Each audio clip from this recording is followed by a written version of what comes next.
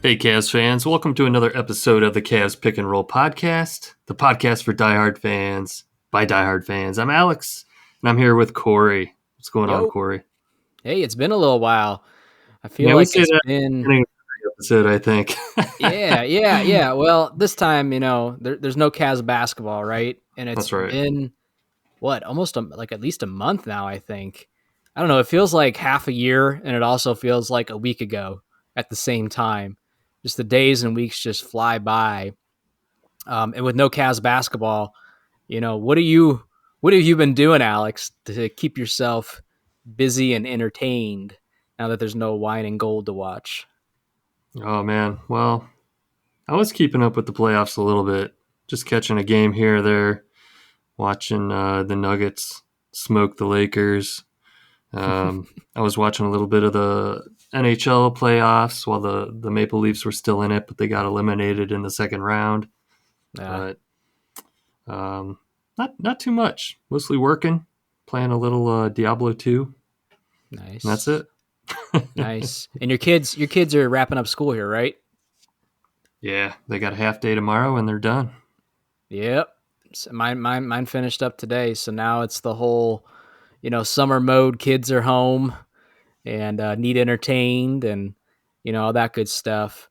I've been keeping busy as well, but also at the same time, I've been able to watch a couple movies and things like that. Normally at night we'd be watching the Cavs or recording or whatever, and I had heard that Equalizer 3 comes out later this year. I don't know if you ever watched those movies, the Denzel movies. Oh, yeah. So I was like, you know what? I want to go back and rewatch the first two movies there. A couple other movies, some new ones, some older ones that I've seen before. So just something to kind of kick back and watch before going to bed. And then White Men Can't Jump. Yeah, I was going to say, you started eyeing me about that. It was good. It was pretty good. It was I can't decent. do it. I can't. Did you finish it? Yeah. You finished Yeah, it was good. Okay. Yeah. I don't know. I don't know how you're not going to watch a basketball movie, Corey. Like, sport movies because are I like can some just of the best movies watch, ever. I could just go watch the original. Yeah, but it's not a one-for-one remake. It's more like a spin-off than a remake, I think. Yeah. That's like saying I'm not going to go watch Mighty Ducks 2 because I can just watch Mighty Ducks 1. It's like, it's the same it doesn't make cast, sense. though. It's like the same era, same generation. This is 25 years later remaking a classic. Yeah, that's why I'm saying no. Yeah. It's not like that. We'll see. It's not on I told you this even when we were talking at work. It's not on my watch list, but now what is on my watch list is going back and rewatching the original White Man Can't Jump because it's been long enough. Good I stuff. haven't seen it. And maybe I'll go on a basketball movie kick here. Celtic Pride, that's another good one. The new movie Air that came out. I might give that one a chance. The best part of the original White Men Can't Jump wasn't even the basketball scenes. It was Rosie Perez trying to get on Jeopardy. Yeah. Such a great movie, man. It is. I just have a hard time how the new one's going to be able to even remotely live up to it. Oh, and I know you said they try to make it its own thing. It's got a lot of good trash talk in it. Does it? Yeah. All right. Yeah, it's entertaining. Right. We'll see. But beyond that, Alex, besides watching movies and cutting the grass now and all that stuff, because it's nice weather, I've decided to learn how to cut my own hair. I've been cutting my own hair for the last month and a half or so now. I can tell. Is that why you got like that Herman Munster thing going on? Yeah, it's not perfect, but it's I went to the barbershop back in like early April, and it took me almost 2 hours to wait to get a haircut. And I was just like, how how shit I can get done in 2 hours? Like, Damn, that's a long time.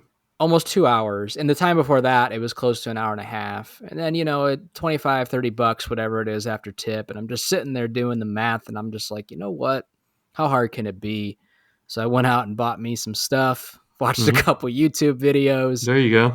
And I'll say this, it's not quite as good yet as what I would get at the barber, but I've done 2 cuts. And so far, nobody has come up to me and say, what the F did you do to your head? No, So it I doesn't feel look like bad.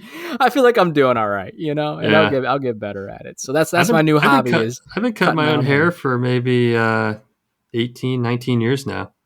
That's great, right? Saving money Yeah, and saving I time. just bought some wall clippers and Yep, just throw the yep. number 2 on and do the sides and throw the 7 or 8 on, do the I top did mine and on my lunch break. Alex and I both work from home, at least for the most part. Alex is a little bit more travel guy than I am, but I did it on my lunch break. It just so that's what I've been up to. That's what we've been up to. Now that Cavs basketball is over, hitting the summer months here, kids out of school, weather starting to finally get a little bit nicer here, watch those and Guardians you're watching the Guardians. a little bit. I don't watch them, so Nah, too they many haven't been playing games, well. You're not too missing many anything. games. They got no bats. So you had mentioned the NBA playoffs. I wanted to touch base on that a little bit. I'll admit I haven't really been watching the NBA playoffs. I'll probably kick myself for that because the typical excuse for never wanting to watch the playoffs is it's the same old teams. Not that I believe this, but you hear from the social media warriors, it's rigged. They only want certain teams to win and all that stuff. And this year's playoffs, Alex, has been crazy. Like there's Only been a lot of only upsets. Aisha Curry thinks it's rigged, Corey. This year, or are we talking about, We're still is she talking about still claiming? 2016, I guess. Oh, okay. All right. All right. Because they got knocked out this year. So I didn't know if she's, Yeah, reprising that stance or not. probably. That's like a perfect example is, the Cavs get knocked out by the Knicks. The Bucks get knocked out by Miami. LeBron and company beats, they make it to the second round, right? The Warriors get knocked out. Um, it's just there's been a lot of upsets. It's not it's not a predictable playoff at all. No, it's And not. yeah, it's beautiful because that's what you want, right? It's gonna be Miami and the Nuggets, which are two smaller market teams, which is kind of cool. I hope Miami wins it. They let Boston win a game. They're probably playing again tonight or tomorrow or something like I that. think they are playing Yeah, tonight. yeah. They're up 3-1. Miami finish it.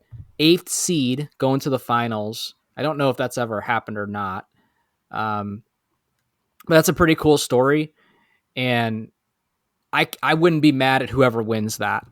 Nuggets or Miami, I'd be happy. If Boston somehow made it there and Boston won the championship, that'd be kind of lame in my eyes, even though I'm surprised that group hasn't been able to kind of do that yet because they do have a good young team with Tatum and Brown and some other folks, except for Al Horford. I don't like him.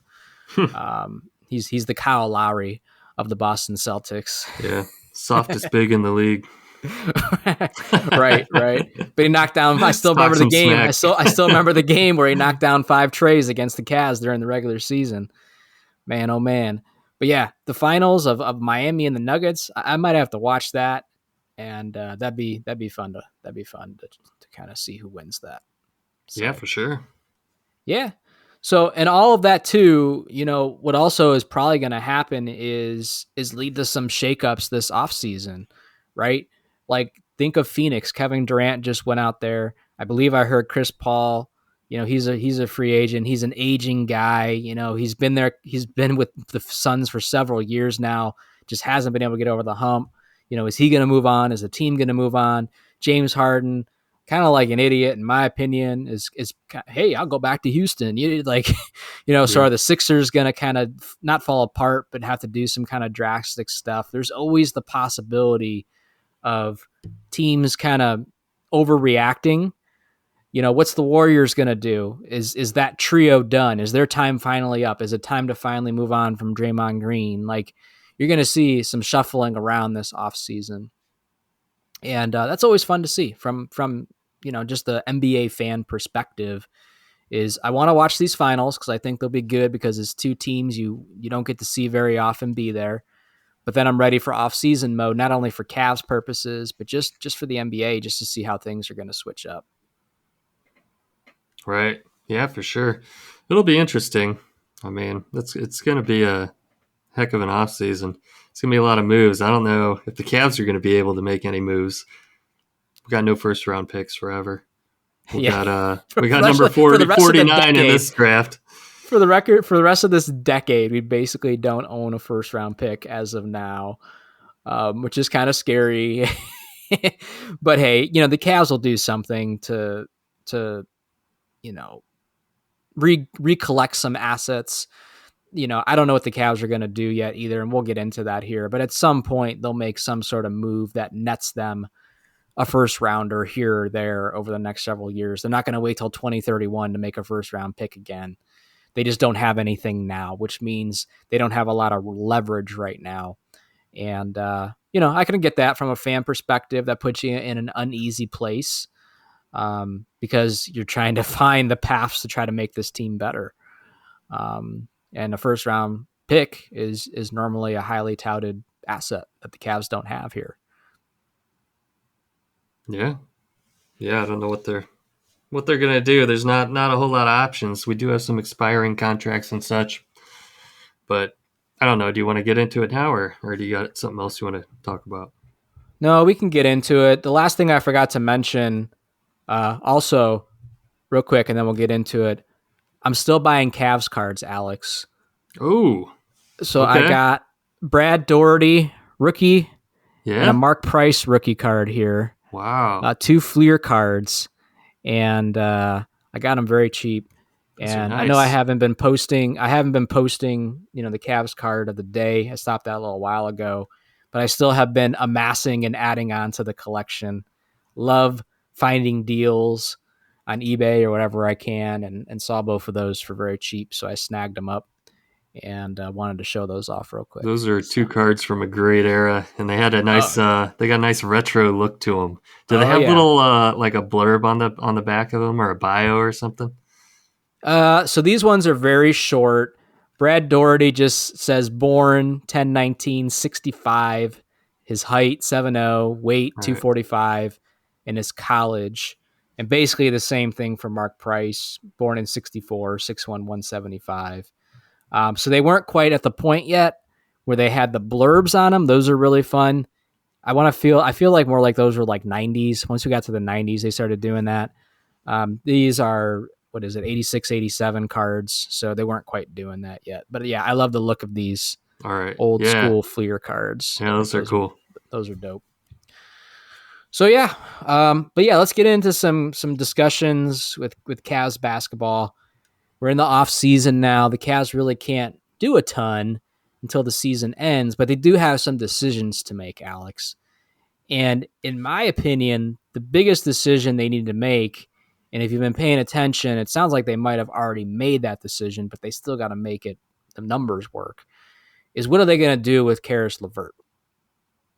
Oh, that's the He, big one. I thought Jetty was the big one. no.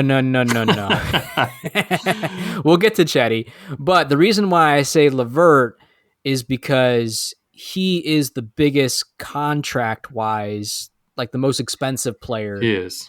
that was on your books last year that wouldn't be on your books if you didn't bring him back. And you have to ask yourself, yes, there's a lot of things that he did that can make you want to pull your hair out, which would make me have even less hair to try to cut myself now, right? But he's also had some brilliant moments, and in reality, I think you and I, at least, Alex, have always felt like coming off the bench has been a good fit for him because he can provide that scoring punch. It's just sometimes he goes a little bit too much ISO, or when they're put in a scenario where they got to throw him back in the starting lineup, that's where things Mm-hmm. get a little bit messy. Well, But yeah, I'm sure they're telling him when he goes in, be aggressive, sure, score the ball, but you got to do it in the flow of the game. You can't just yeah, ISO it. I mean, you got to move the ball around. Yeah, but Levert, he's got a 28 million cap hold, so the salary cap's going to be 134 million. The tax limit is set at 162 million. right. So Well, there's well, yeah. we have it. We have his bird rights, so that's good. Which means we can match and all that good stuff, and we can offer essentially the most money if we want. It's just should we He is the question. Like, what's your number, Alex? What's your number that you'd be comfortable with I bringing Levert I back, or would think you not that even entertain it? No, I would. I like Levert. I think he could have been. He could be more consistent, but at the same time, he wasn't given a. He was kind of moved around a lot and given various amounts of minutes. It's not like we went to like he was a solid, like we went to him consistently either.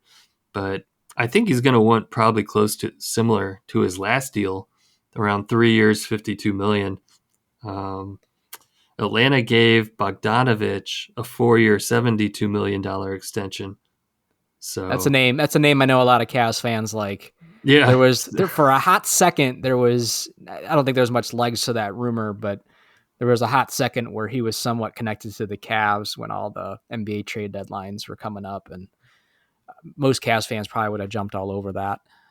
yeah. Um, So I think he 52. could get 15 to 20 million a year, and I think that's what's going to happen. I think he's going to get some considering we contract gave up a offer. first round pick to get him,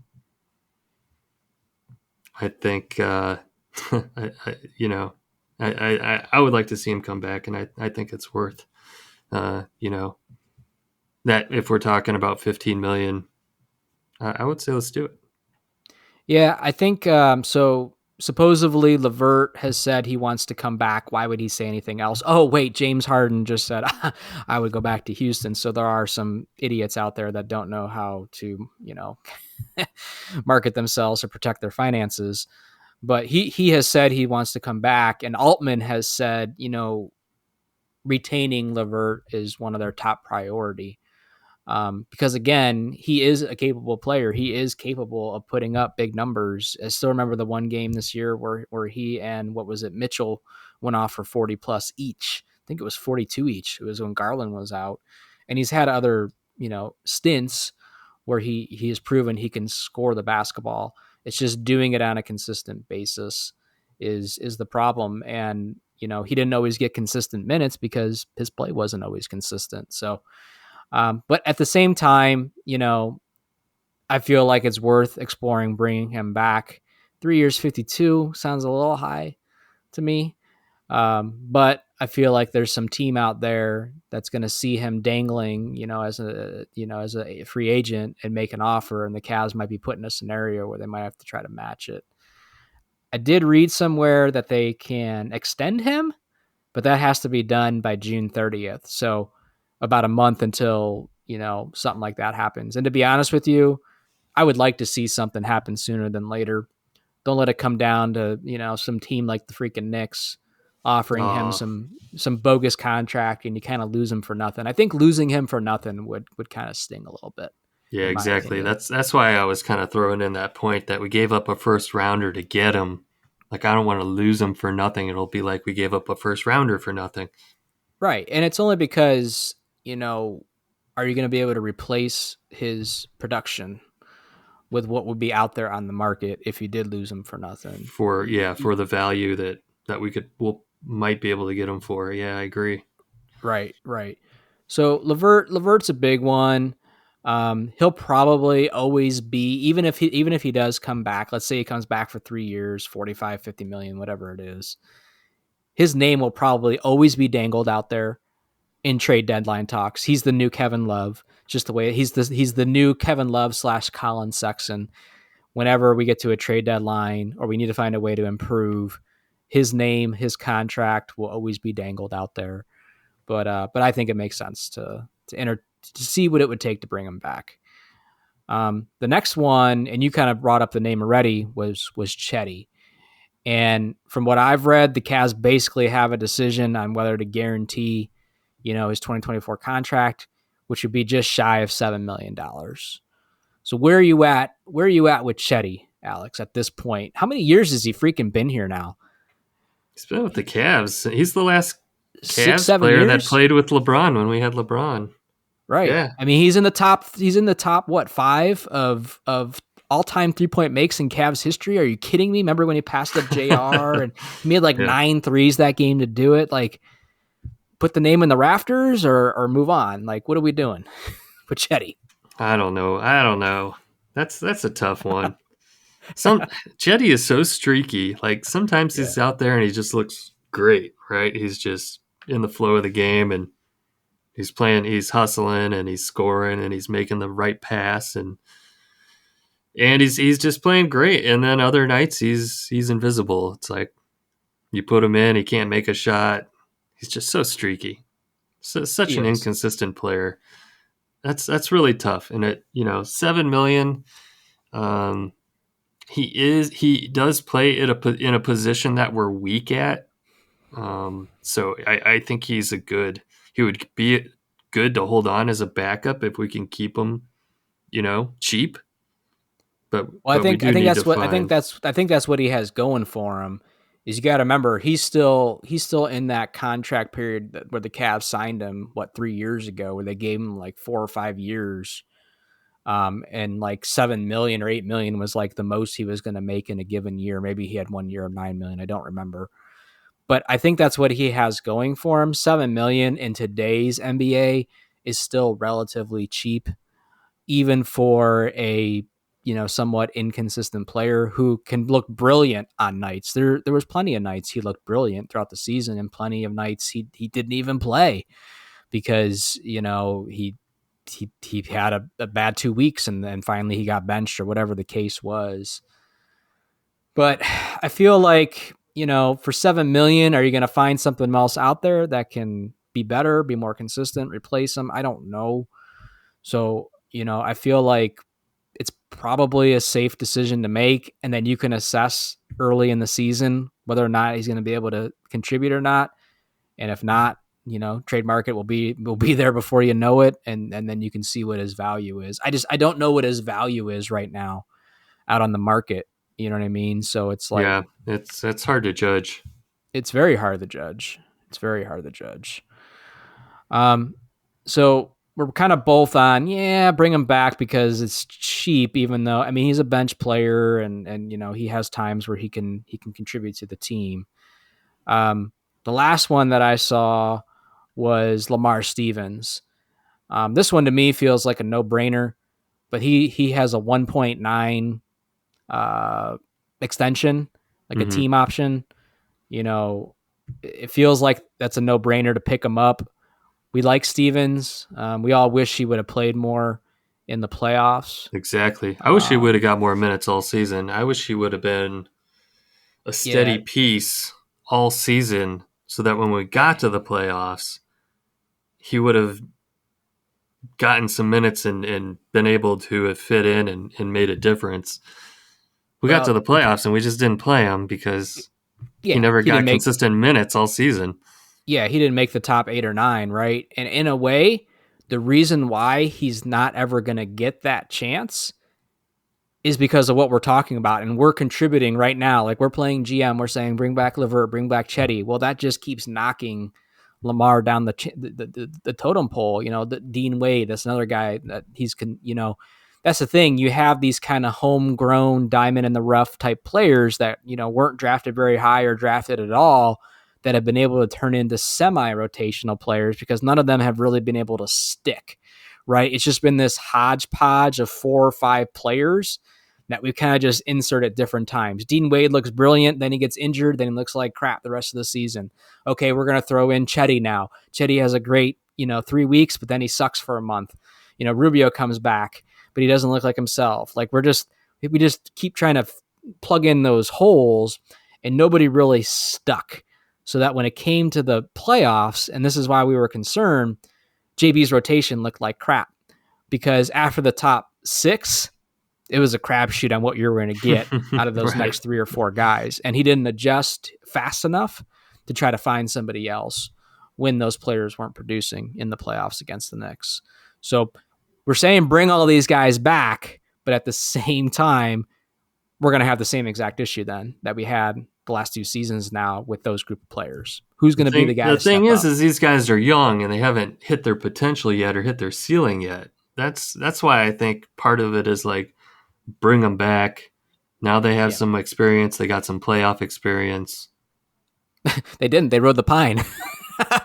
Well, That's the thing. I mean, and Chetty that's why played, but I he was was saying like you should horrible. have played these guys more all season and played Well, them in the yeah, playoffs, and then they would have got that yeah. experience. And that's how you I'll, grow. That's how you grow your players, man. You can't I'll, just. I'll say this: even with that problem we just discovered, Lamar Stevens at 1.9 is still a no-brainer. You pull it up because that's the type of guy you want in your locker room. Just a dog, a guy that's hungry, and when he does get his moment, more times than not, he's going to show up and show out. That's the kind of players you want. And he's a young guy. I think this is only be his third season next year. And at 1.9, why not keep him around? I And then could see maybe him he surpassing Jetty on the depth chart. Yeah, yeah. I mean, he's never going to be a better shooter than Chetty, in my opinion, but he does a lot of other things. He's not afraid to bang. With big guys down low, he can get to the rim. He can hit a shot. But Chetty's a little bit of a better shooter, in my opinion. But Chetty's a more of a streaky shooter. Yeah. He'll make 3 in a row and then not hit the rim the next time after that. So, you know, Um, so that's kind of the players that at least look like we're kind of where the Cavs need to make some decisions on, right, from a contract standpoint. And we basically went 3 for 3, saying, bring all 3 back. And Cavs fans, you guys might disagree. That's fine. But beyond that, and we've talked about this, I feel like to death. We know they need a wing, right? They need a wing, which technically all 3 of those can be classified as wings. So you're still not fixing that problem. But I was thinking about it some more before we started to record. And we probably said this before, but I'm going to go all in on they need another solid backup big for Mobley and Allen. Like they need a solid big. Not this end of the play, not this G League two-way player. Robin Lopez was a disappointment. I still remember when the Cavs signed him, I was excited. I thought that was just a veteran guy that can bang. I felt like he was going to have that playoff game where he didn't even play. What was the point? I need a guy that can be there when it matters. Mm-hmm. And and what did I say? Oh, we didn't get the good brother. We didn't get Brooke. Well, I mean, one's And you were obviously. like, I don't want Brooke. He's a chucker. Remember that? I remember that. I also wanted Jalen Green over Evan Mobley. I remember that too. So but yeah, we need a solid backup big, and I'm gonna say it, man. It's once upon a time it was Allen, it was Mobley, it was Marketing and Love. It That's a wasn't gonna get solid. it That's a was solid group. you can't get much better than that, right? You can't get much better than that. Yeah. And I don't know, and the Cavs won't. But they got to figure out a way that their number 3 big has to be respectable, solid, and it was a capable. Garland and Sexton backcourt. Yeah. Yeah, and it was Garland and Sexton backcourt. But I think that's one of their biggest needs is another solid backup big. I mean, just imagine what if Allen, got injured, missed significant time this season. You have to move Mobley over to the center position. Let's be honest, he's still a twig. I saw the article. This was actually funny to me. He installed a home gym in his house. Did you hear that one? I did see that. I'm like picturing like a Bowflex or something. Yeah, and it's just like, people were even like, what better equipment can you put in your own gym versus what would actually be at the facility? Like get in your freaking car and go drive to the facility every day and work out if that's what you want to do. But he's not going to put on 20 pounds of muscle over the summer. Just, it doesn't work like that. Right. So yeah, that's why he had a hard time banging with Julius Randle. And we had to put Danny Green on Julius Randle, which still makes me chuckle. Yeah. But you don't want Mobley playing center minutes, for long periods of time. You need that backup big that can step in and fill that void if it happens. The next episode of the Cavs Road Back, I want to see Mobley, like a montage of him working out at home. I think that would be sweet. It'd be like a Rocky Balboa montage where he's who would doing have to the be chains and flipping over a big tractor tire, and who has to be like his spotter when he's on the bench. Just like that half a second when they show his face, like is Vitaly Potapinko still on the Cavs roster as the coach big man, or is he no longer here? I don't think he is. I don't know. Antonio Lang, I think he's still around. That's a former Cavs player. Yeah. But yeah, that would be funny. That would be funny. It'd be like Rubio. It'd be like the smallest guy. Come on, Mobley. Come on, Evan. Yeah. You could do it. That would be great. Yeah. I didn't even But watch the last episode of Road Back, by the way. They I didn't did either. one right before the playoffs, and then they did one right at the end of the season, and it was 4 minutes long. That's it. I'm like, what are they going to, it's just, I didn't even watch it. Wasn't And, there a tribute to Nick? was Nick there? I might have Gilbert? missed that. I might have missed I that don't if know there if it was part of was. the road back or not. I'll have to look. But I swear there If was a tribute video. there probably was. I feel like the last Road Back episode might have happened before that. I don't remember. I didn't watch that, but yeah, we could talk on that real quick. So, Cavs fans, if you haven't heard the sad news, Nick Gilbert, son of Dan Gilbert, passed away here just a couple weeks ago, a week or two back, I want to say. It was sometime Mm-hmm. here in May, early to mid-May. And did you catch how old he was? I think he was 26, 27, somewhere around Yeah, there. he was really young. He was really young, and what I always remember about Nick, and I guess probably what a lot of Cavs fans remember, is back in 2011 NBA draft. The Cavs made the trade prior to the draft. This is when Baron Davis used to be on the Cavs. Remember that? Baron Davis. Oh, yeah. Cavs make a trade with the Clippers. Clippers trade a first-round unprotected draft pick to the Cavs. And Dan Gilbert sends his son, Nick Gilbert, to represent the Cavs. You know how each team, there's a podium with the logo and there's somebody there representing the team. Sometimes it's the owner, sometimes it's the coach, sometimes it's some Hall of Fame player, or maybe some celebrity or something like that from that market. And Dan put Nick there on the podium back in Mm-hmm. 2011. Bow tie on, looking like you could like barely see him over the podium and stuff. And, and you remember what happened, right, Alex? Oh, yeah. Pulled that number one. Pull that number one. That number one He was ping pong ball. so excited, throws his fists in the air. And that's the picture, the moment that probably most Cavs fans remember of Nick. And the bow tie, thing has kind of become a thing within the Cavs organization ever since. Yeah.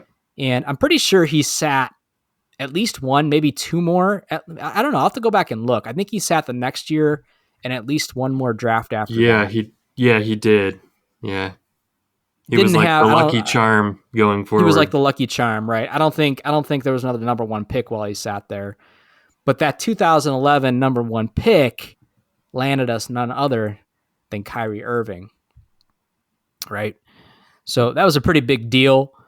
And that kind of restarted the Cavs rebuild of Kyrie Irving, Deion Waiters, household Cleveland name, Tristan Thompson, was right around the corner there too, and started to build that new nucleus of trying to figure out, what was going to be the new core for the Cavs to join Andrew Bynum and Luol Deng. Remember those experiments? Mm-hmm. Oh, man. Semir Dan, I think, was in there somewhere. Samardo Samuels. Oh, boy. Lots of great names during the dark years. But yeah, so sad passing of Nick Gilbert. It would make sense they did a tribute video. I'll have to go ahead and look that up and see if that's posted. Well, the Cavs had the bow tie on their jerseys. I'm sure. All last season. Yeah. So, oh man. So the Cavs, they got to wait a little bit, but they got some decisions to make with this off season, and it's going to be interesting, Alex. I feel like the Cavs are limited, but at the same time, there's always that element of, okay, what rabbit out of their hat are they going to pull now? I got you, Corey. They still got? have their MLE. Yeah. They've got $12 million. We can get Mason Plumlee. I saw that rumor. He could be that number 3. It's an upgrade over Robin Lopez. It's definitely an upgrade over Robin Lopez. It's definitely an upgrade over there. You need a guy that is capable of playing 20 to 25 minutes. a night, and Lopez was never going to be able to do that. So yeah, they got their MLE, and depending on what else they do, did you see? That's one. Dylan Windler. Did you see he's on the books? It's like 6 million, but it's like a Is he? 12 million cap hold. Yeah, something like What? that. And it's like it's time to move on from that too. Um, it's not a ton of money, but clear that cap space. It's just another name of wings that he's never gonna crack the rotation at this point. Yeah. So it Well, doesn't really make I sense. imagine we're not bringing back Danny Green, Probably not. Howell Neto. Um, I would bring Neto back. I would bring him I like back. Neto. I thought he I played like well. Neto. I like Neto, and you don't know what you're going to get out of Rubio. Um, everybody's speculating. Well, when he played this year, he was coming off the injury, and he wasn't really himself. And I even saw stuff that the Cavs are like encouraging Rubio to go play overseas this summer. Mm-hmm. Um, and I'm like, yeah, but what if he gets hurt overseas? Like, but I get what they're trying to say. Like, get some more run in so you can get back to yourself. So they're hoping for a big bounce back season from him next year. But you can't just solely rely on that. And Neto, I thought, filled a good void. But you're probably right. He probably won't stick for one reason or another. Sam Merrill, they locked him up for what 2-3 years or something like that. But I don't see him getting a lot of minutes either. Yeah. So the Cavs might be in the market for another backup, guard here as well, point guard if they don't bring Neto back. Yep. Yeah, but I agree. Danny Green's probably gone. That was a one and done probably experiment, and I don't know. I'm just trying to figure out where they can bring somebody in. And I haven't got to look at it like a list of here's all the free agents and here's what their projected salaries or contract offers could be. We'll have to do a deeper dive on that here once Yeah. the season I think wraps we up. have a biannual exception too. That's like 4 million. So, Yeah, I mean, we got a little bit of money to play with, but not a right. lot. Not a lot, And I and you don't think got no there's a draft lot out there picks. And anyway. I mean, yep, trade Mitchell. Trade no, Mitchell. no. Terrible idea. All right. We could bring back Anthony Bennett from overseas. Add him to the roster. Is he still playing somewhere? Yeah, he still plays. Jeez. I'll give him that. He's still playing basketball and he's still getting paid for it. So he's still living. He's still better than what I'm doing. Is he in So China or Turkey or something? probably something like that. Yeah, I look him up every once in a while. He's still playing. So I don't know, Alex. You got anything else that you want to talk about, Evan? I think we were going to give a shout out to Evan Mobley though, right? We said he's a twig on one hand, but on the other hand, what did he do, Alex? Defensive player. You Defensive. sound pumped. No, this was actually pretty cool that he like made the all defensive team. Youngest, right? And supposedly, like I don't buy this. Like I need to fact check the NBA on this or the Cavs because the Cavs are one that announced this. But supposedly Evan Mobley is the youngest player in NBA history to ever make the all NBA defensive team, or whatever it's called. And it's like, Shaq, Bill Russell, Hakeem Olajuwon, like none of these other players ever made it, that young, maybe because they all went to college for 4 years. I don't know, Mm-hmm. but that's a pretty cool thing. Made a little bit of history there. And, Mobley is a great defensive player. Like he contests shots even at the 3-point line. I think at one point we talked about that on one of the podcasts where he was leading the league in 3-point shot contests. And obviously he can test down at the rim as well. So even though he's a little light, needs to bulk up, he's still quick, agile, and limber enough to cause havoc on the defensive end. So being 7 foot also helps as well. Yeah. And having that wingspan. So pretty cool that he is the youngest player in NBA history to make that list. So that's good. Yeah. Very cool. Yeah. Anything else Anything on Reddit, Alex? Anything, No, not really. No. Just the final thing I'm thinking is, whatever they do this off season, we got to bring in a shooter. We need shooting, like consistent, good shooting. Like if that's what we end up using our MLE for, like I'd rather bring in somebody that can shoot than bringing in a backup center or a backup point guard, or we need to bring in a 3-and-D wing. That's what we really need. Yeah, I agree. And, at the end of the day, when the Cavs don't make some big splash just because, one, they did not only not have the assets, but two, have already kind of said we're not going to overreact based on being bounced out of the playoffs in round one, which may or may rub some Cavs fans the wrong way. But what you have to remember is this group, this core four plus the other 3-4 players, the Chettys, the Dean Wades, whoever else you want to say, the Rubios even, who have now been here a couple seasons, will have another year of having played together, right? And now they're going to have another year, start to finish, of playing together. Injuries always, pop up and will happen throughout the year, but the hope is that next year they come back hungry. They've learned from their mistakes. The team has helped the best they can from a management standpoint to help identify and fix some of the gaps within the team. But it's still going to be the core four at the end of the day. That's going to be your main four driving this team. And those are the ones that really, in my opinion, let us down in the playoffs. It wasn't the bench. It was Mitchell was not himself. Allen and Mobley were certainly not doing what they were capable of. And Garland was inconsistent as well. So that core four needs to come back stronger and hungry this year. And, hopefully that's going to propel us, moving forward. Yeah, you just got to remember how young this group is. Like Totally. every season they're going to get better. I mean, we just Absolutely. went to we just finally broke into the playoffs, first round of the playoffs. Big expectations this upcoming season. I mean, they got some of that postseason experience under the belts finally, and they're still really young, still a really young group. So, Right. sky's the limit.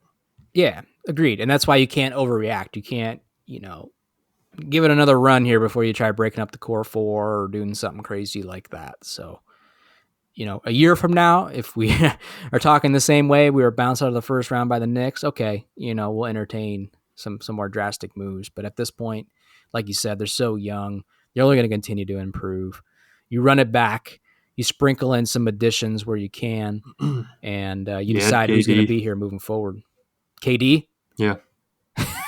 You had KD, you had Harden. Yeah. And Anthony Bennett. And you're golden, man. NBA playoffs. Anthony Bennett. Championship. Yeah, that's right. Put him at the 5. Sleepy. Let's wrap this one. Sleepy. We're gonna wrap this one up. All right. We're gonna wrap it up. We're done. It's been a month. Off the rails. Yeah, it's off the rails. It's been a month, but it's been good hopping back on here, talking some Cavs basketball, checking in with you Cavs fans, letting you know we're still good, we're still around and kicking it. And watching the NBA playoffs wrap up here, and then it'll be off-season mode. Yep. So with that being said, Alex, you want to let them know where they can go ahead and follow us and connect with us? Follow us on Twitter at Cavs Pick and Roll.